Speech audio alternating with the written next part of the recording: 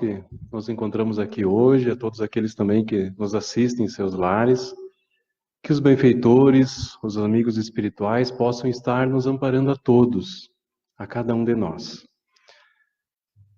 A reencarnação. Pode o homem viver de novo, renascer? Nós sabemos que a reencarnação, ela é um dos princípios básicos da doutrina espírita. Muitas religiões, muitas pessoas que não têm o conhecimento do que é o espiritismo, da sua filosofia, do que o espiritismo acredita, o que o espiritismo entende em todos os aspectos, muitas vezes eles não têm conhecimento que Jesus é o nosso mestre, guia, modelo, que Deus é o Senhor soberano do universo, criador de todas as coisas, a inteligência suprema para nós. Mas eles entendem e sabem, quando se fala em espiritismo, que a reencarnação é um dos princípios básicos. Então, para muitas pessoas que não têm esse conhecimento, falou espiritismo, eles entendem, que a pessoa entende, compreende que há a reencarnação. E a reencarnação, esse tema, ela sempre esteve presente na história da humanidade, entre todos os povos. Há registros muito antigos, tanto no Ocidente quanto no Oriente. Há datas muito antigas dos primeiros registros, conforme alguns arqueólogos estudaram, já há cerca de 12 mil anos, de tribos que, conforme o estudo deles, encontravam eles enterrados em posição fetal, e conforme o estudo deles, que eles colocaram em suas especificações ali, técnicas de estudo, eles acreditavam que aqueles povos, aquelas tribos que eram encontradas daquela forma, enterravam então os seus mortos com uma preparação dos corpos para ingresso em uma nova vida.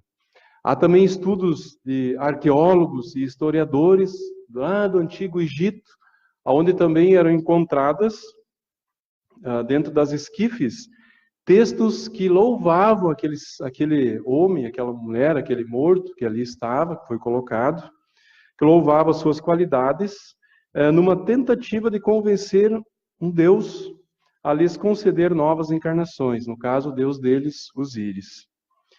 Então, há muitos relatos antigos dentro da história da humanidade, onde traz essa crença desses povos antigos em cima da reencarnação. Mas, muito interessante, que todos nós temos acesso a muitas partes da Bíblia. A Bíblia, onde consta relatos, situações, textos que falam sobre a reencarnação. Por exemplo, nós vamos trazer alguns aqui no livro de João, no capítulo 3, dos versículos do 1 ao 12, com a participação de Jesus, deixando claro a reencarnação. Ali naquele momento, Nicodemos, aquela história, né, todos sabemos, já devemos ter escutado dentro da casa espírita, dentro das leituras, que Nicodemos, doutor da lei, fariseu, membro do Sinédrio, chega a Jesus e questionando como faria para buscar o reino de Deus, para encontrar o reino de Deus. E Jesus, então, explicando a ele, esclarecendo essa questão, Nicodemos, então, pergunta: como será possível a um homem já velho nascer de novo? Que Jesus havia dito que era preciso nascer de novo. Ele diz: não, mas como um homem velho, então, poderá nascer de novo? Como poderá um homem velho entrar no ventre da sua mãe para renascer? E aí vem toda aquela explicação de Jesus, né, nos colocando que o corpo procede do corpo, não pode gerar o espírito, um corpo gera um corpo, e o espírito gera o espírito. E Jesus vem explicando, então, não vos espantais do que vos digo, que é preciso nascer de novo. Para encontrar, então, o reino de Deus, crescer, evoluir e se colocar dentro de uma condição superior da vida. É preciso nascer de novo. E Jesus colocando de uma forma natural, muito natural. Já também no livro de Mateus, no capítulo 17, dos versículos 10 a 13, Ali é muito claro essa questão também, onde diz ali, após a transfiguração de Jesus, daquele relato todo, os discípulos então eles interrogam ele perguntando: por que, pois, os escribas dizem que é preciso que Elias venha antes? Porque eles comentavam daquela questão do profeta, quando que viria, quando que não viria, e eles perguntam, por que dizem eles que Elias teria que vir primeiro? E Elias era um profeta que havia já desencarnado há muitos séculos. E aí Jesus responde, é verdade que o profeta Elias deve vir antes e restabelecer todas as coisas. Mas eu vos digo, eu vos declaro, que Elias já veio e não o conheceram. E ali diz claramente, daí naquele texto, depois, Mateus ali escreve, então os seus discípulos compreenderam que era de João Batista que ele havia vos falado. Claramente. Buscando então todo esse conteúdo, Allan Kardec, após 1857, após o lançamento do Livro dos Espíritos, e depois em 1860, trazendo o livro, o Evangelho segundo o Espiritismo, eles nos deixam um capítulo inteiro, capítulo 4, em cima desse tema. E ele relaciona não só esses textos aqui colocados também, mas outros. E faz um comentário assim, um maravilhoso comentário dele. O raciocínio lógico, racional, inteligente de Kardec, abrindo a mente e colocando essa questão de quanto Jesus deixou claro sobre a reencarnação. Diz ali Kardec, o pensamento de que João Batista era Elias e que os profetas poderiam reviver sobre a terra se encontra em muitas passagens dos evangelhos. Em várias passagens. Não é só um evangelista que colocou isso, foram vários. E aí Kardec nos diz ali, se essa crença tivesse sido um erro, Jesus a teria combatido abertamente como combateu tantas outras, mas longe disso, ele sancionou, reafirmou que era preciso nascer de novo, que Elias era João Batista. Ele não deixou dúvida sobre isso. E isso é muito interessante. Kardec, então, ainda continuando seus apontamentos ali, e é um capítulo maravilhoso para quem assim tem interesse em conhecer mais sobre a reencarnação, sobre esse entendimento, dentro de uma explicação coerente, uma explicação lógica, confiável, porque está dentro do livro o Evangelho segundo o Espiritismo, nas obras básicas, e ali então Kardec continua buscando mais textos. E olha quanto ele buscava de conhecimento e trouxe conteúdo para nós. No livro de Isaías, registra ali também Kardec, está lá no capítulo 26, no versículo 19, profeta Isaías, lá no Velho Testamento. Então, diz ali esse texto, aqueles do vosso povo que se tenham feito morrer, viverão de novo. Outro texto muito interessante, esse aqui assim é fantástico que diz ali, no livro de Jó. Jó foi aquele homem que sofreu toda aquela situação, perdeu os filhos, perdeu a riqueza, perdeu tudo, ficou sozinho, né? Estava numa situação muito difícil. Então ele lamentava, ele falava, ele deixou toda a sua história ali registrada. Não há indícios certos, coerentes de quem escreveu o livro de Jó. Há, no caso, suposição que foi Moisés que escreveu o livro de Jó, mas não há uma certeza lógica de quem escreveu esse livro da Bíblia. Mas é muito interessante o que diz ali. E Kardec também traz esse texto. Então, no capítulo 14 de Jó, dos versículos 10 ao 14, e diz ali assim, Jó então, dizendo, mas quando o homem está morto uma vez, que seu corpo, separado do seu espírito, está consumido, o corpo. Em que se torna ele? O homem, estando morto uma vez, poderia reviver de novo? Nessa guerra em que me encontro todos os dias da minha vida, espero que minha transformação chegue. Quando o homem está morto, ele vive sempre. Terminando os dias de minha existência terrestre, esperarei, porque a ela voltarei de novo. Vejam só, claramente colocado ali.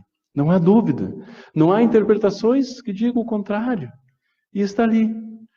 Então Kardec traz toda ali uma explicação lógica, um pensamento até daqueles que talvez tentam rebater e tentando de alguma forma trazer outras explicações, mas está claro, se houvesse um erro nessa questão, Jesus o teria combatido, não teria deixado dúvidas, como ele sempre foi firme e coerente nos seus ensinamentos. E foi muito claro o que está tudo ali colocado. E tem acesso para a gente poder pesquisar e ver pessoalmente. Seguindo então na história do tempo, vimos lá desde a antiguidade, estão vindo o tempo dos egípcios, né, a Bíblia trazendo toda a sua história milenar. Chegando então na atualidade agora, a ciência, há muitos pesquisadores sérios na história do mundo que estudam a reencarnação. Um dos mais conhecidos, desencarnou em 2007, dedicou 50 anos de estudo em cima do tema, doutor, psiquiatra, professor professor e diretor do Departamento de Psiquiatria da Universidade da Virgínia, nos Estados Unidos, Ian Stevenson, cientista mundialmente conhecido que tratava esse tema. Não de uma forma parcial, de uma forma que ele defendia, mas ele buscava pelo interesse profundo da pesquisa e reuniu muitas obras, entre elas duas principais obras sobre o tema. Uma delas é esse livro de Ian Stevenson, Reencarnação, 20 casos. Ele estudou muitos, dentre todos, 2.500 casos foram os mais interessantes, ele reuniu 20, que estão aqui nesse livro. E é um livro que ele preparou para a ciência. Ele não trouxe aqui, no caso, aquilo que ele achava, seu achismo, mas ele reuniu documentos, provas, fatos, depoimentos, todo o material de conteúdo para a prova científica de inúmeros casos que ele teve acesso. Há um outro livro também, muito interessante, dele, Reencarnação e Biologia, uma contribuição para a etiologia dos sinais e defeitos de nascença, onde ele traz essa questão das marcas de nascença, do histórico e a relação com as vidas passadas, com traumas das vidas passadas. São 2 volumes de 2.268 páginas, também dedicados à ciência, onde ele deixou esse conteúdo para o âmbito científico, para o grupo científico. E é muito interessante as histórias que trazem, que ele acompanhou. Eu peguei uma delas, muito interessante, talvez assim a que mais se conseguiu provas cabíveis e provas assim reais da reencarnação. De um menino de 1 aninho e 6 meses de idade, Suleiman, que nasceu na Turquia em 1966. É muito interessante a história desse menino. Ele então relatava as primeiras palavras que ele começou a falar, que ele conseguiu falar como criança, né, quase um bebê, 1 ano e meio, né? Ele não tinha nem 2 aninhos de idade. E ele dizia que ele não era dali, ele não morava ali, que aquele pai e mãe dele não eram o pai e mãe dele, que ele era casado. Ele dava o nome da mulher. Ele dizia que era pai de 2 filhos, de uma menina, e tinha um cavalo. E que ele era um comerciante numa cidade a 250 quilômetros dali, um vilarejo, de nome Ekbar, na Turquia, e que lá era a casa dele. E que ele vivia lá, e ele disse, eu sou comerciante lá, eu tenho um comércio numa esquina, assim, descrevia tudo certinho, e ia relatando, dia após dia, ia relatando, e aquilo foi intrigando, levaram ele aos médicos, aos psiquiatras da época, né? E eles, sabendo então do estudo de Ian Stevenson, e pela questão dos fatos que ele relatou, porque a família então, os pais junto com a avó pegaram o menino, e nunca haviam sequer conhecido o passado pela cidade, pelo aquele vilarejo, de nome Ekbar, foram até lá e buscaram informações, e o menino não precisou que ninguém o levasse, ele conduziu os pais e os avós lá naquele estabelecimento onde ele dizia que era dele. E lá ele encontrou, ele relatou o nome da mãe, foram buscar ela, no caso, a senhora que, então, na outra existência, conforme diz ali que ele comentava, encontraram ela, o relato do pai também, verdadeiro, o nome da mulher, dos filhos, e aí o mais interessante, que foi onde eles conseguiram juntar material né, palpável para o estudo. Ele dizia que ele havia sido assassinado por um freguês, por um cliente, com uma pá de farinha, onde havia acertado uma pá de farinha nele, no caso, no momento que ele foi cobrar uma dívida, o cliente pegou a pá de farinha que estava ali no estabelecimento, dentro dos sacos de farinha, e acertou na nuca dele. Aí o mais interessante, o menino nasceu com sinal de nascença, um aprofundamento nessa região da cabeça, na parte de trás, aonde foi constatado com o médico que fez, no caso, ajudou no nascimento dele, havia o registro, e ainda havia ele, no caso, com a idade dele, a marca, muito palpável, fácil de enxergar. O médico relata que quando ele nasceu, aquele era um tecido mole, como quase se não tivesse osso, e a pele também avermelhada, como uma cicatriz havia nascido. Eles então, Ian Stevenson, sempre procurando os documentos, procurando toda forma material palpável para que pudesse provar as situações, os seus estudos, ele vai então até o departamento médico legal lá daquela cidade, do vilarejo, busca informação, e aquele senhor que ele relatou, o menino, inclusive o nome, que era Mehmet Bekler, era o nome então daquele comerciante que havia sido assassinado. E lá eles encontram na certidão de óbito que ele havia sido assassinado por um instrumento, uma pá, onde ele levou uma paulada na parte de trás da cabeça, gerando um ferimento mortal nele. Estava lá documentado. Aí o mais interessante ainda, passado algum tempo, eles retornaram de novo, buscando material lá, o menino acompanhou. Aí ele já então, com quase 4 anos de idade, andando no meio da rua, e ele aponta para um homem e diz, é ele que me assassinou. E realmente era o senhor esse. E ele relatava desde pequeno, com 2 anos de idade, que o nome daquele senhor que havia o assassinado tinha o mesmo nome dele, Mehmet. E lá estava o senhor Mehmet Bayarkadar, o nome dele. Havia, então, daquele relato, em torno de 5 a 6 anos que o assassinato havia ocorrido. O menino, na época que começou a relatar, tinha menos de 2 anos de idade. Muito interessante. Curiosa. Para quem talvez fique assim, não acreditar, é muito material para provar. E tudo reunido, com depoimentos, com material, com documentos, tudo reunido. Uma história típica de lembrança de uma vida passada, da reencarnação. Ainda trazendo para a atualidade, para pessoas que estudam dentro do âmbito científico, outro nome muito conhecido, que inclusive foi aluna e trabalhou com Ian Stevenson, é a doutora Carol Bauman, uma psicoterapeuta, psicóloga americana, que também trabalha em casos de reencarnação. Trabalha em casos de atendimento com crianças que relatam situações assim, como psicóloga.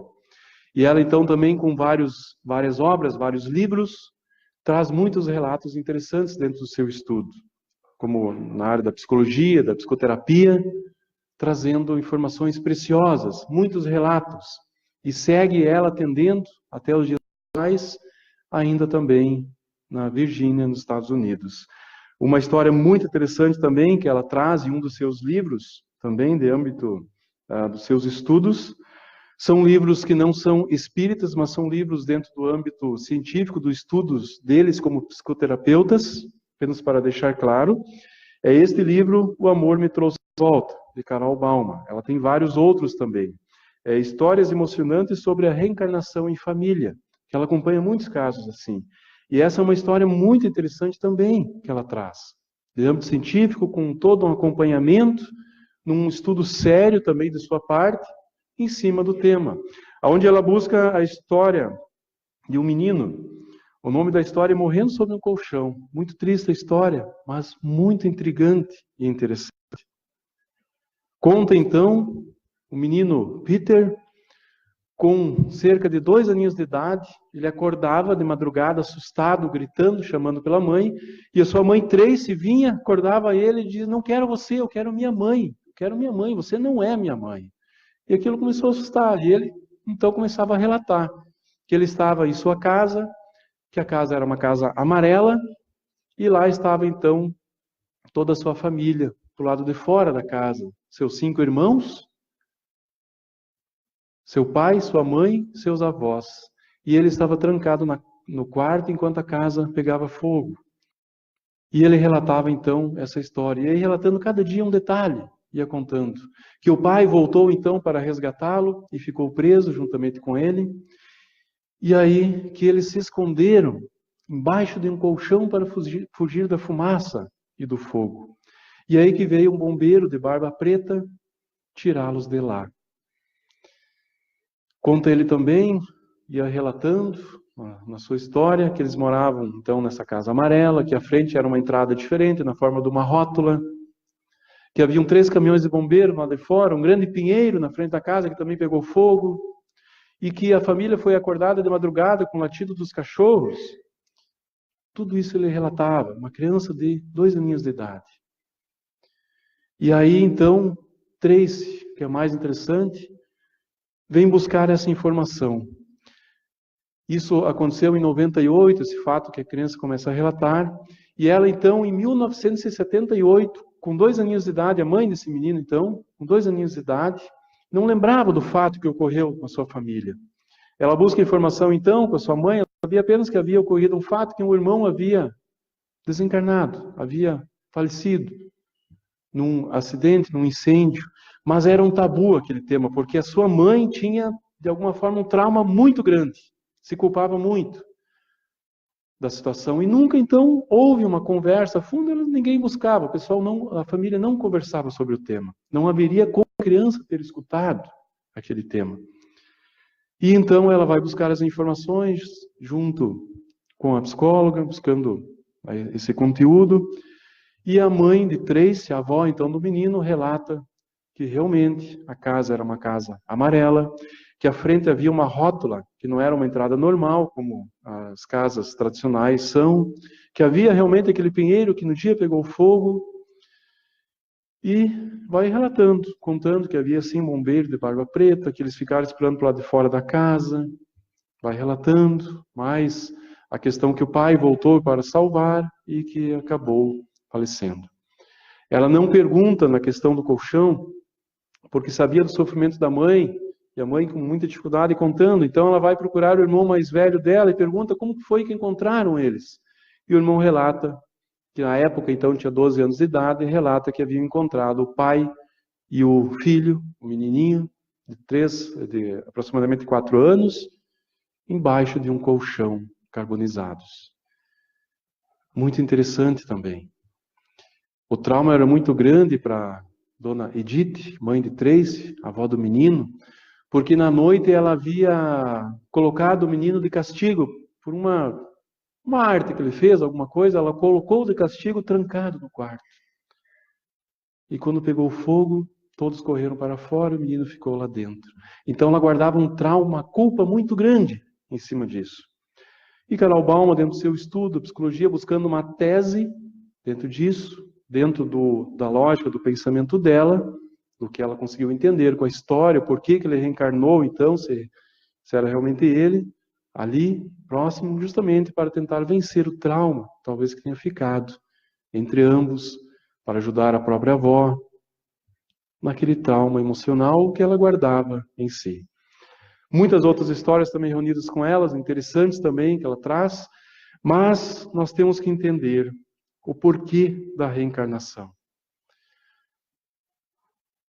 É muito importante nós entendermos o porquê da reencarnação.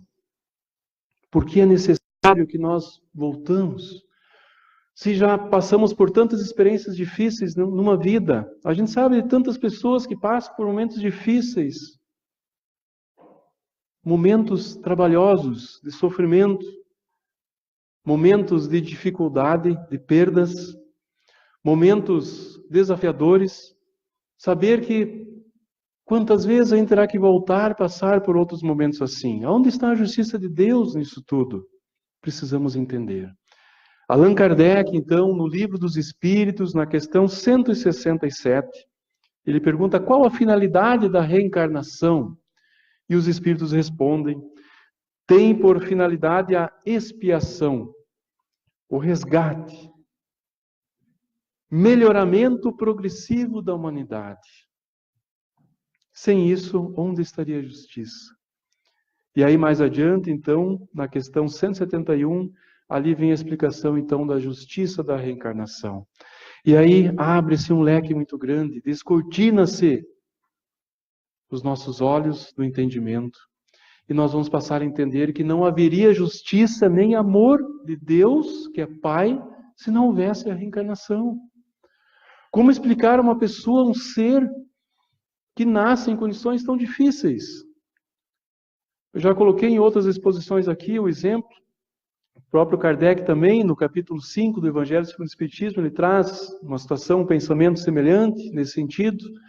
Mas para que a gente possa entender, um ser, uma criança que carrega em si marcas da dificuldade física, de limitações, aonde podem ser limitações motoras, de movimentos, algumas talvez limitações mentais, do raciocínio, da expressão, da visão, muitas vezes reunidas todas em uma só criança, toda ali deformada, uma cadeira de roda. E ainda por cima, às vezes, nasce numa família desestruturada, aonde ali está o álcool, a droga, as brigas, a violência, a fome, a dificuldade, a falta de amor. Nasce ali. Ao mesmo tempo, no mesmo dia, talvez na mesma cidade, nasce uma criança saudável, bem, filha de pais que se amam, que se gostam, que tem as melhores condições financeiras para dar naquele ser uma vida futura estável, os melhores colégios, escolas, um bom plano de saúde, um lar seguro, feliz, confortável, quente. Tudo isso. Se fôssemos nós criados no momento que houve o encontro do espermatozoide com o óvulo, aonde está aí o amor de Deus, a sua justiça? Como entender que Deus permite um ser, desde o nascimento do berço, passar por todo o sofrimento da sua vida, dificuldade, e outro tendo tudo que precisa? Por que aquele passar por uma provação tão grande e outro ter tudo? Aonde está a lógica disso? Será que o amor de Deus, um ser supremo, que é o amor mais puro do universo, a inteligência suprema, permitiria isso? Aonde estaria o amor dele? Se nós entendermos assim, que isso pode e acontece, eu preferia entender então que Deus não existe, ou que ele é um ser que não está nem aí para nós, o universo é muito grande, ele não está interessado conosco, porque não há lógica de entender isso. Mas se você olhar num aspecto de um pai que ama, que educa, bom, que é Deus, ele dá sempre outras chances para aquele ser que está caminhando e aprendendo, engatinhando, que errou sim, que cometeu erros no passado, que talvez tenha causado muitas situações, pode ter feito muitas situações graves, tanto homicídio, suicídio, enfim, várias situações, talvez gerado conflitos, mas se arrependeu e de alguma forma, seja numa situação de dificuldade, seja em outra, seja em várias, a gente não sabe, mas ele volta, porque Deus é amor, ele vai dar outra chance, mas ele educa. Então ele permite que aquele ser volte e passe por uma experiência um tanto difícil para ele, mas era o que ele precisava, era o que ele implorou e pediu, porque o arrependimento, a sua culpa, o seu remorso estavam correndo por dentro. E era a chance que ele precisava para se restabelecer. Então ele retorna. Porque o amor de Deus é muito grande. E jamais ele condena alguém a um inferno eterno de sofrimento. Porque se nós podemos perdoar, nós imperfeitos que somos, e tão imperfeitos que somos ainda, perdoamos um filho, ajudamos quanto mais Deus, esse ser perfeito que é, não nos perdoa e não nos ampara e nos dá outras chances. Aí talvez aquele outro ser, aquelas outras pessoas que não passam por situações tão difíceis, têm suas lutas, seus desafios, mas já vem, em algumas situações, já com mais facilidade, uma família que se ama, que se gosta, que se cuida, que se ajuda, com certeza, pelo amor, pelo merecimento, construiu aquilo e mereceu. Está ali também para aprender. Quem sabe também aquela família para ajudá-lo, porque não sabemos. Mas com certeza isso é certo. Todos nós temos as nossas histórias. Nós temos a nossa caminhada. As situações que nós passamos na vida e enfrentamos, sejam elas inexplicáveis ou não, são situações que precisamos passar para aprender. Porque, conforme diz ali, é uma forma de melhoramento progressivo da humanidade. Chegará um momento, dizem os espíritos superiores, que aquele ser, que aquele espírito, se ele passou por aquelas provas, aquelas expiações, aquelas situações e vai aprendendo, vai chegar um momento que ele não vai mais precisar reencarnar num corpo físico. Que ele continuará a sua evolução já num plano espiritual superior, uma condição melhor, não precisando passar pelas intempéries, pelas vicissitudes, dificuldades da vida corporal, num mundo que nós vivemos ainda de provas e expiações. Mas como que se dá essa reencarnação? Como que ocorre tudo isso?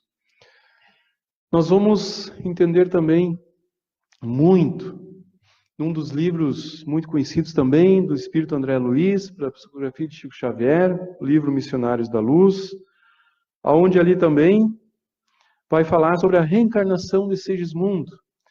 Deixo como sugestão também essa leitura desse livro que tem aqui na casa, assim como este outro livro aqui também maravilhoso, que foi uma vez no Clube do Livro, e que acredito que deve ter também na casa, Só a Reencarnação Explica. É um livro da Federação Espírita do Rio Grande do Sul, do José Tiago. É um livro também maravilhoso esse livro, de fácil leitura, de entendimento, num raciocínio lógico também. Um outro livro também muito interessante, de Hermínio Miranda, que foi um grande escritor espírita, A Reencarnação na Bíblia também, ele traz todo um conhecimento em cima disso. Mas nós vamos então entender ali na história de Segismundo todo como que se opera esse processo. Não é simplesmente, vai nascer, chegou o momento, desencarnou, passou lá um tempo na espiritualidade e agora vou nascer. Não é assim. Há todo um programa, toda uma preparação. Há espíritos superiores a nós, cuidando de nossas vidas, do nosso programa reencarnatório. Programa reencarnatório. Cada um de nós tem o seu. Cada um de nós teve a sua preparação. Talvez alguns de nós até participamos do mundo espiritual antes de renascermos desse programa. Talvez consigamos lá acompanhar alguns passos, a família que teríamos aqui nos esperando, os laços com esses familiares, quem seriam eles, quem são eles, as condições que enfrentaríamos no mundo, as provas que teríamos que passar, porque tudo é minuciosamente estudado para que o espírito evolua. Então, se ele errou, se ele de alguma forma falhou, teve suas quedas em determinadas áreas que não conseguiu superar, essas situações elas são aproveitadas para que sejam construídas situações na sua nova existência que ele consiga assim, então, novamente, após preparo, estudo, conscientização dos seus erros, ele traz então em si o germe, a semente lá dentro do que ele precisa passar e superar. E ele vai enfrentar novamente aquelas situações até que ele supere e naturalmente passe por elas. Evoluiu, cresceu. Algumas ele tropeça de novo, vai ter que de novo voltar. Situações de desafetos. Quantos de nós, por exemplo, vamos entender situações dos relacionamentos difíceis que não dão certo? Quantas situações ali de encontros, desencontros, reencontros de novo, para que um dia, quem sabe, lá no fim, tudo dê certo. porque acima de tudo é o amor incondicional.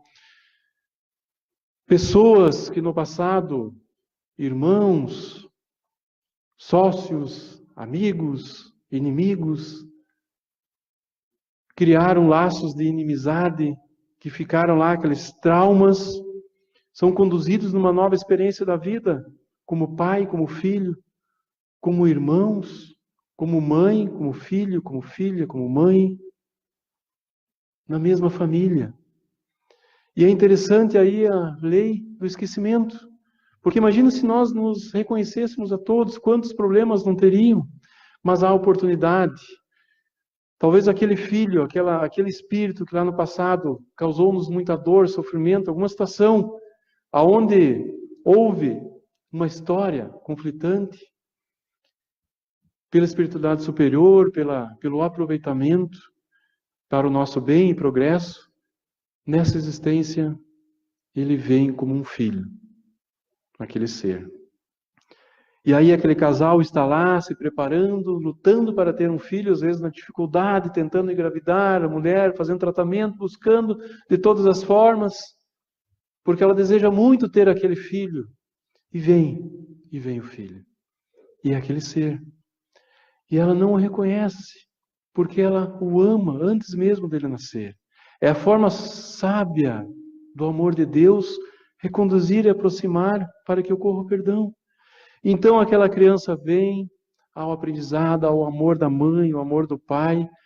Às vezes é um filho difícil, vai precisar de muito, sim, amor, atenção, porque ele mostra desde pequeno aquela dificuldade do relacionamento com a mãe, com o pai, aquela situação toda, mas está ali aquele ser aprendendo a amar também, a mãe e o pai. E aí passam-se 50, 60 anos juntos, ao desencarne da mãe, do pai. Há então a tristeza, a saudade. Lá no mundo espiritual, quando se reencontram, você reconhece, mas você era fulano. Oh, meu filho, eu o amo. Perdoou, correu o perdão. Como Deus é sábio nessa questão. Há um entendimento muito grande nesse sentido. E claro, também há aqueles que tropeçam e falham, que retornam, e há aqueles conflitos que mesmo dentro da família acontecem. Mas uma coisa é certa, no Evangelho, segundo o Espiritismo, capítulo 4 também, diz ali que a reencarnação fortalece os laços de família, porque a família segue a vida física. Não para aqui, segue adiante. Então, a nossa vida hoje, a nossa família, ela é a nossa família que nós conquistamos, que nós precisamos, que nós merecemos e que nós atraímos. São espíritos, sim, que têm ligações do passado, que através da reencarnação nós estamos aqui para aprender com eles, eles aprenderem com nós, para que vamos alinhando as coisas, crescendo e evoluindo. Esse é, sim, o sentido. Evolução. Caminhando, crescendo e evoluindo. Em todos os momentos, em todos os dias, nós temos que ter consciência de que essa existência, pois a vida é uma vida só, mas feita de várias existências. Mas essa existência é fundamental, gente, para o nosso crescimento. Nós estamos tendo a oportunidade de ter o contato com esse conhecimento que a doutrina espírita nos traz, com essa, de alguma forma, abertura do pensamento, da mente para essas verdades, para essas reais verdades da vida. O que nos dá uma oportunidade muito grande, uma ferramenta muito grande, para que possamos sim fazer a diferença. Aceitar então aquelas situações que não podemos mudar, que surgem na nossa vida, e entender que há sim uma explicação. Se nós não conseguimos localizar ela dentro daquilo que semeamos nessa mesma existência, que são as escolhas, os caminhos, enfim, decisões que tomamos, que nos levou ao momento do clímax daquela situação que estamos passando agora, se nós não localizamos, e são situações que vêm do nada e nos derrubam, nos tiram o chão, nos fazem sofrer, nos trazem dificuldade, são situações, gente, que foram sim necessárias para nós, que estamos recolhendo de reencarnações, de situações vividas no passado. Então, com esse conhecimento da doutrina espírita, nós passamos a entender a importância do aceitar, do encarar a vida como aprendizes, porque a todo momento estamos aprendendo. E se renascemos, voltamos, renascemos para aprender, porque ainda precisamos aprender. Então, precisamos aceitar essas situações com resignação, com entendimento, com coragem, buscando então, assim, o necessário para crescer com elas. Quando situações difíceis na vida surgem, procurar entender o que a vida quer nos dizer com isso. É a forma mais clara e simples. Porque se Deus é justo e Deus é bom, jamais vai permitir o sofrimento se não há algo de útil nele para o nosso crescimento, para o nosso entendimento, para um resgate, para uma prova. Passamos então a entender muito. Por isso, a importância do estudo. A importância não só de frequentarmos as exposições doutrinárias na casa, mas também de estudar a fundo essa doutrina espírita, o espiritismo, que é a doutrina luz. Estudar realmente, entrar no grupo de estudo, fazer o IED, estudo onde a gente vai conhecer a base da doutrina espírita, depois entrar no grupo de estudo do Livro dos Espíritos, que é um conhecimento muito profundo da vida. E vamos passar aos poucos a entender de onde viemos, quem nós somos, para onde vamos, o que estamos fazendo. Isso é importante.